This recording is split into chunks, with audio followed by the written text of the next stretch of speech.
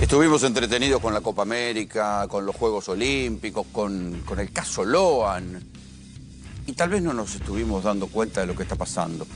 Esta noche en GPS van a ver cómo un municipio del conurbano, el municipio de Morón, que no es de los más pobres, declaró la emergencia alimentaria. Hay un debate que no se está haciendo público entre los intendentes del conurbano sobre si tienen que seguir sosteniendo, si tienen que seguir gastando fondos en alimentar a la gente que el gobierno nacional dejó de alimentar, porque nunca más volvieron los alimentos a los comedores, ni la plata a los que tienen hambre. No, solo se está la tarjeta alimentar, la asignación universal por hijo, pero ahora los intendentes dicen, che, pero este presidente nos corta los fondos, nos corta las obras públicas y además tenemos que gastar plata de nuestros presupuestos para mantener a la gente porque somos el primer mostrador del Estado. Y en estos días también uno dice, ¿qué estuvo pasando?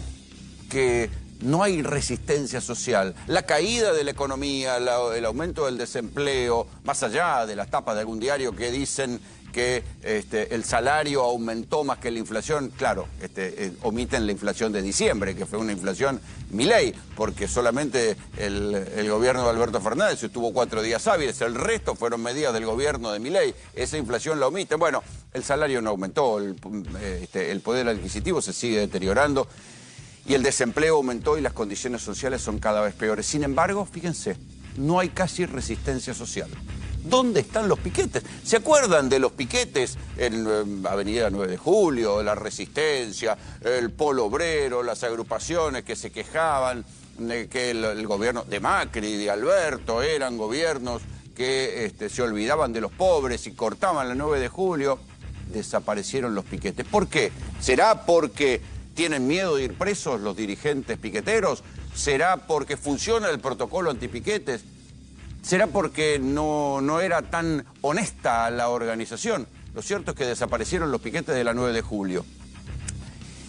Pero cuando uno mira hacia el gobierno, en el lugar donde ellos se creen más cómodos, en los mercados y en todo ese mundo, ahí se los ve cada vez peor. Decía, estuvimos tal vez demasiado entretenidos con los Juegos Olímpicos o con el triste caso Loan y tal vez no nos dimos cuenta que el ministro de Economía, Luis Caputo, el tipo que está gastando reservas para mantener el dólar bajo todavía porque se resiste a una devaluación que le pide el Fondo Monetario, pero también, aunque lo aplaudan, se la piden en la sociedad rural al presidente Milei. Bueno, ese ministro fue esta semana, fue a Río de Janeiro y se entrevistó con la titular del Fondo Monetario Internacional, con el titular del Banco Mundial y ni se animó a sentarse con el titular del Banco Interamericano de Desarrollo. No le dieron $1. Acá está la foto. Y uno dice, che, ¿se pensarán? Esta es la famosa foto donde decía Georgieva le iba a dar una mano. Bueno, la mano no se ve, la mano que le iba a dar Georgieva a Caputo.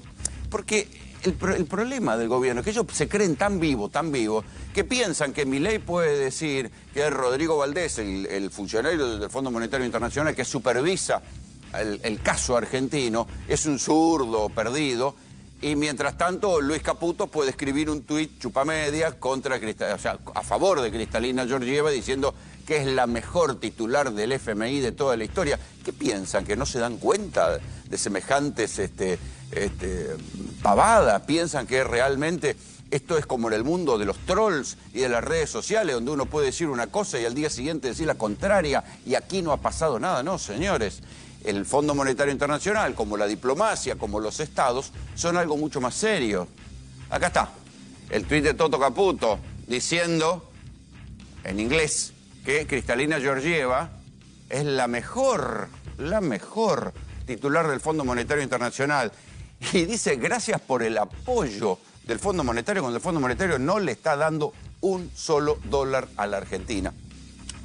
Pero estas son la doble moral que tiene el gobierno, porque ese mismo ministro de Economía, que ya va a quedar seguramente como una frase célebre, esa de que vamos a tener que gastar los dólares para pagar los impuestos, ese ministro de Economía, Luis Caputo, a quien el Fondo Monetario no le quiere dar dólares porque sabe que se los va a timbear, como ya se los timbió en otra época, es el que está diciendo que el peso va a ser la moneda fuerte. ¿Y saben qué? Su declaración jurada dice que el patrimonio, más o menos, de Caputo es de 8 millones de dólares. ¿Y sabe en qué él tiene ese patrimonio? En dólares y afuera del país. Entonces, ¿cómo le vas a creer a un ministro que dice que el peso va a ser la moneda fuerte, pero la guita la deja afuera? Y esto es el ministro de Economía. El presidente del Banco Central, Santiago Bausili, lo mismo. Toda la guita afuera o en criptomonedas. Y nos quieren vender que el peso va a ser la moneda fuerte. El Fondo Monetario no le da plata a Santiago Caputo y por ende tampoco a la Argentina, y porque temen que se la va a seguir timbeando para mantener el dólar artificialmente barato hasta que gane Donald Trump y ver si Donald Trump le da unos mangos y le da un préstamo que permita dolarizar la Argentina. Milei dijo hoy que iba a levantar el cepo a fin de año. ¿Con qué plata? No está claro, no se sabe de dónde va a salir la plata. Puede salir de algún lado, puede ser que algo suceda en el mundo y no nos estemos dando cuenta. Mientras tanto, lo que están haciendo es sacar el oro de la Argentina y hacer otra vez, por eso es que todos saben que Caputo es un timbero y que va a llevar la plata afuera y con esa plata va a traer dólares y esos dólares los va a utilizar para mantener el dólar barato. El problema es que antes de llegar a fin de año pueden pasar cosas o puede que le fuercen una devaluación. ¿Y qué pasa? ¿Por qué tiene tanto miedo el gobierno a la devaluación? Porque se acabaría la narrativa de que Milei va a pisar la inflación y va a hacer bajar drásticamente la inflación y terminar en el 2%. ¿Pasará esto? ¿No pasará? Todo el mundo está mirando, o sea, todo el mundo argentino, todos los que tienen guita y pueden definir, están mirando esto porque saben que esta es la clave de la continuidad y que si no, el gobierno se va a comer una buena piña. Pero el primero que sabe que Caputo es un timbero es el propio presidente Milei, y si no, recuérdenlo. Se vendió, se fumó más de 15.000 millones de dólares con eso. Se terminó en el Fondo Monetario Internacional, vino Caputo, o sea, lo echaron a Sturzenegger acusándolo de manejar mal la mesa, se fumó 15.000 millones de dólares de reserva irresponsablemente, ineficientemente, y nos deja este despiole de la ley Click. Y bueno, ahora Sadler y va a tratar de hacer lo que pueda. Pero la verdad, digamos, acá vos fíjate esto, Caputo es uno de los responsables del 28D. Y es uno, digamos, de los grandes desastres que se hicieron en el Banco Central, lo hizo Caputo en 2 o 3 meses. Está claro por qué no le dan plata a Caputo, porque va a hacer lo mismo que ya hizo con Macri. Mantener el dólar barato para que la guita salga y el Fondo Monetario 2 veces no va a caer en el mismo truco.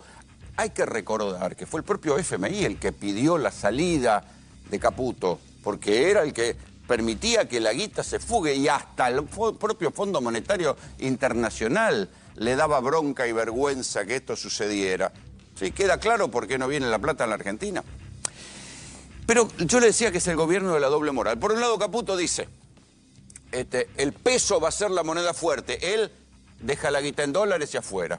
Por otra parte, se conoció esta semana un decreto increíble por el cual, un DNU, ni siquiera un decreto común, un DNU, necesidad y urgencia, por el cual remodelan la inteligencia, los organismos de inteligencia, la AFI deja de existir, aparece la CIDE otra vez en escena con 4 dependencias, no importa. Pero lo notable es que ahí le dan 100.000 millones de pesos de gastos reservados. Supongo que será hasta fin de año, para cuando haya un nuevo presupuesto. Es una fortuna. Entonces ahí sí, otra vez, la doble moral. La semana pasada nos enteramos que va a haber un censo de discapacitados porque sospechan que hay discapacitados truchos, ¿sí? Y entonces todos los discapacitados van a tener que ir a demostrar que son discapacitados. Puede ser, seguramente, también lo dijimos acá, que haya gente que se haya aprovechado de situaciones falsas, pero ese mismo gobierno que desconfía de los discapacitados no desconfía de cómo se van a gastar los 100.000 millones de mangos de la CIDE. Nadie va a poner la firma en esos gastos. Son gastos reservados, no van a tener rendición de cuentas. Por eso les digo que hay que prestar atención también a este gobierno que desconfiaba y que renegaba de la casta política. Lo que está teniendo son esos mecanismos de doble moral, de decir una cosa y hacer la contraria, de decir que el peso va a ser la moneda fuerte, pero dejar la guita en dólares afuera. ¿Quién hacía lo mismo? Los funcionarios de Macri. Por eso van a tener gastos reservados mientras desconfían de los más pobres. Los más pobres se roban los alimentos, se roban las pensiones de discapacidad, pensaban que se robaban los medicamentos especiales y que había un curro tremendo. La justicia les dijo lo contrario. Eso sí, para guita de gastos reservados, ahí hay plata y no hay problema. Eso no va a tener ningún problema de rendición de cuentas. Puede que esa plata termine ¿dónde? En los trolls, en algunos buchones. Eso sí, es guita de gasto reservado. Esa guita es una guita bien gastada. La guita de los pobres es una guita mal gastada y ahí hay que desconfiar. Pero para que vean que nosotros aquí en GPS encontramos cosas de doble moral en todos lados, quiero pasar ahora a la provincia de Buenos Aires. Hace un par de semanas nosotros arrancamos con una investigación que empezó como algo picaresco, cotidiano, los famosos borramultas, los tipos que te borran las multas de tránsito. Hicimos cámaras ocultas, lo que hacemos siempre, y a partir de ahí nos encontramos lo que suponíamos que era una picaresca entre los recovecos del Estado. Descubrimos que era un esquema que iba más arriba. ¿Por qué lo descubrimos? Porque el ministro de Transporte de la provincia, cuando presentamos esa investigación, nos pidió derecho a réplica. Vean un extracto de lo que fue nuestra investigación de los borramultas y ahora les voy a insistir y les voy a contar por qué esto nos descubrió como en la batalla naval. Le tiramos a un chinchorro y apareció el acorazado. Miren.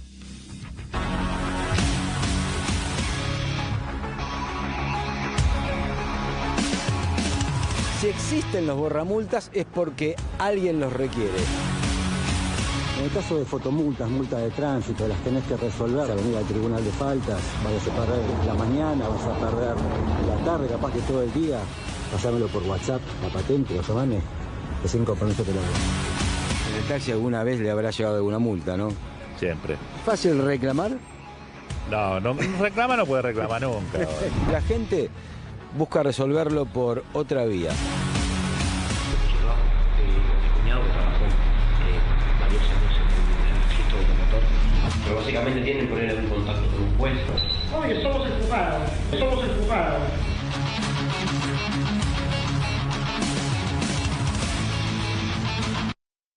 ¿Qué es lo que descubrimos en ese momento acá? Y es que quienes borraban las multas a través de gestores, o sea, que cobraban la mitad y después esa plata era virtualmente negro porque no aparecía por ningún lado, entraba solamente una pequeña porción al Estado, eran jueces provinciales que borraban las multas cometidas en los municipios. Y la verdad que uno dice, bueno, las fotomultas son un hinchazón de pelota, las multas son un hinchazón de pelota, salvo por un detalle, que hay algo que es el artículo 22 y el artículo 28. Esos dos artículos no son joda, son para aquellos que han en exceso de velocidad y para aquellos que pasan semáforos en rojo. Esas son las fotomultas o las multas, las infracciones, sobre las cuales hay que tener más cuidado y hay que estar más pendientes porque son las de esos tipos, que tienen una seguidilla de semáforos en rojo pasados y de exceso de velocidad y que un día terminan matando a alguien. Bueno, a todas esas personas, solo con una cartita donde alguien, a través de un gestor, escribía una cartita para un juez que estaba en cualquier lado, podía estar si uno cometía una multa en Loma de Zamora, veía un juez de Pergamino y solo con la cartita te perdonaba. Ese mecanismo extraño fue defendido aquí en los estudios de GPS por el ministro de Transporte de la provincia de Buenos Aires. Él pidió defenderlo, defendiendo también a los jueces de faltas provinciales, el ministro Jorge Donofrio. Venlo. Está aquí con nosotros Jorge Donofrio, que es ministro de Transporte de la provincia de Buenos Aires y nos pidió derecho de réplica. Lo primero que te tengo que decir es que los jueces de falta actúan por delegación administrativa, con lo cual el que delega la potestad soy yo, con lo cual vengo a contestar en primera persona, porque la afirmación que hicieron, que son corruptos los jueces de falta, me cabe a mí. ¿Te das cuenta que es un disparate? No, que no si es un yo disparate. paso semáforos en rojo, pero pará. lo arreglo con plata. ¿De qué me Pero- estás defendiendo? Quiero Vos que me tenés que dejes- dar explicaciones Por eso, por qué entonces una déjame persona... hablar. Mira, ¿querés que te muestre el No, señor? no me muestres nada, te voy a decir por Jorge, los ejemplos. Código 28, todos semáforos en rojo y semáforos... ¿Y cómo me no per- querés que esté indignado? ¿Es negocio pasar semáforos en rojo en Buenos no, Aires? por supuesto que no.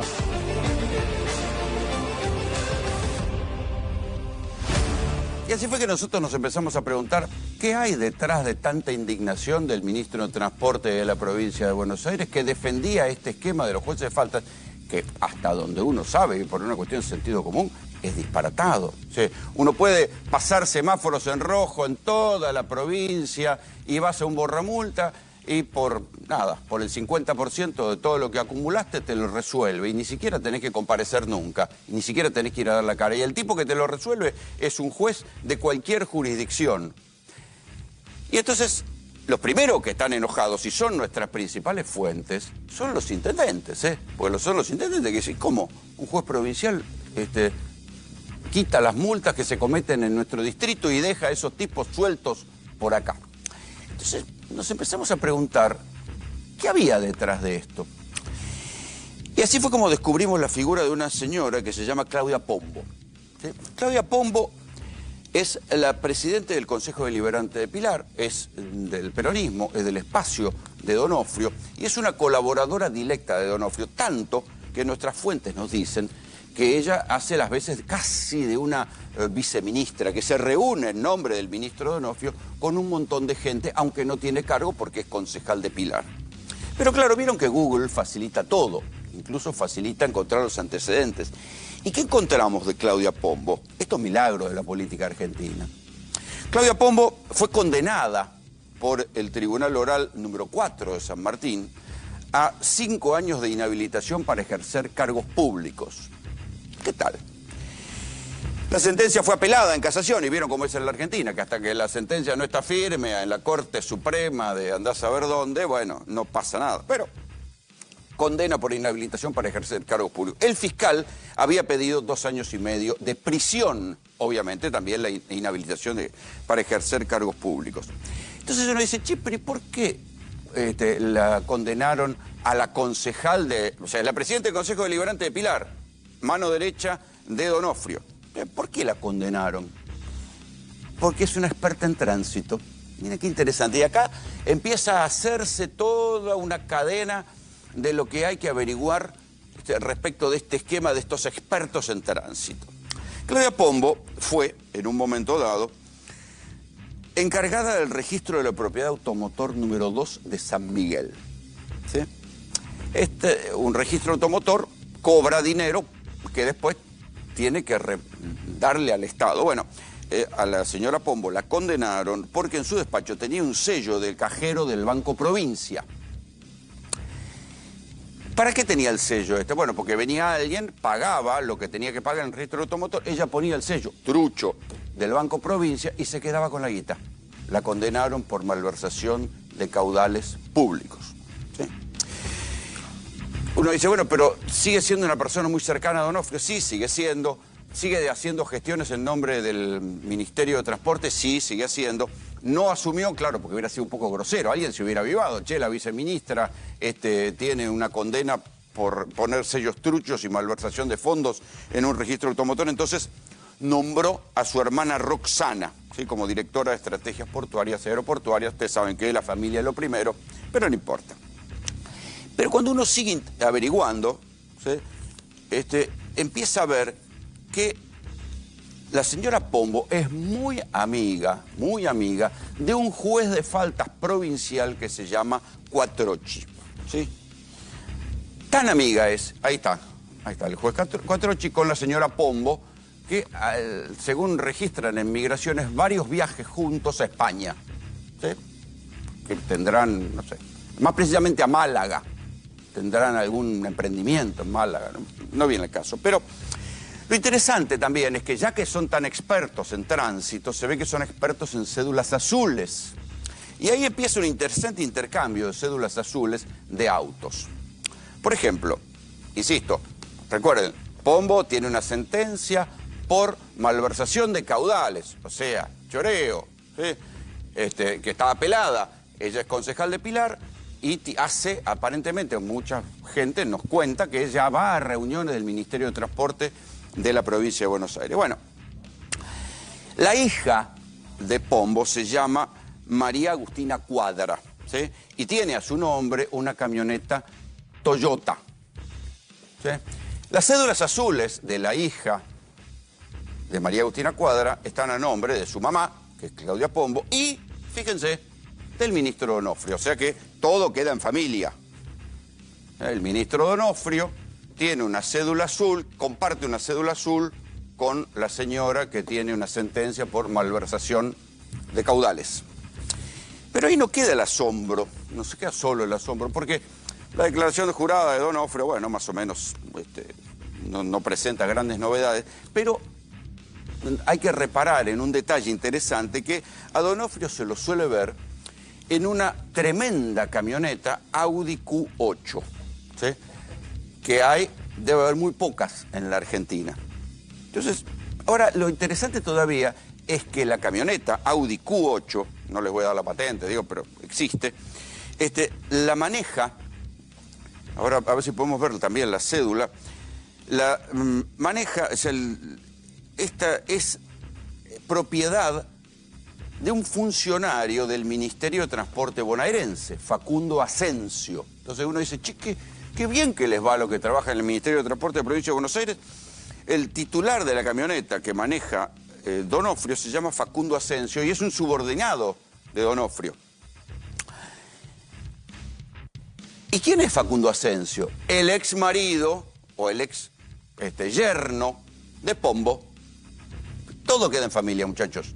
Entonces, el ministro Donofrio maneja bruta camioneta que figura en nombre de un funcionario que por su sueldo no le daría la plata para tener semejante camioneta. Se ve que es alguien de vocación patriótica que puede tener una camioneta Q8, pero va a laburar por ¿cuánto? 600, 700 lucas. Y bueno, así es la vocación política. Este muchacho, Facundo Asensio, figura como dueño de esta camioneta Audi Q8 que maneja Donofrio. Entonces, uno dice, ¿cómo es posible que un ministro maneje autos, tenga cédulas azules de una funcionaria condenada por robo? También en el área de transporte. Esa funcionaria tiene relación y viajes y comunidad con un juez de faltas de la provincia de Buenos Aires, como es Quattrocchi, que además subroga a otro juzgado. O sea, el tipo puede borrar multas de 2 localidades, mejor dicho, de toda la provincia. Todas las multas que de La Plata, y creo que tiene un juzgado, también subroga un juzgado de San Isidro. Ese es el esquema de borramultas. Otras fuentes nos dijeron que el esquema es mucho peor, que hay una cadena de felicidad mayor y que no podría haberse hecho sin la participación de los expertos en sistemas que permitieron que desde la provincia se entre a los registros de faltas municipales. Pero eso ya es muy técnico. Una cosa es ser funcionario y otra cosa es tomar a los periodistas de tontos, porque cuando vino Donofrio acá, en nombre de los derechos humanos, en nombre de los convenios, en nombre de las convenciones, quiso tomarnos de ignorantes a nosotros porque defendíamos y decíamos, y nos preguntamos, ¿cómo es posible que los asesinos al volante puedan arreglar todos los semáforos en rojo y todos los excesos de velocidad que pasaron sin ver a un solo juez, solo con una cartita pidiendo disculpas y pagando unos mangos? Nos decía que no, que los convenios, que los derechos humanos. En verdad lo que había, muchachos, era gente, en algunos casos condenada, en otros casos voraces, y que siempre manejan muy buenos autos. Bienvenidos, esto es GPS.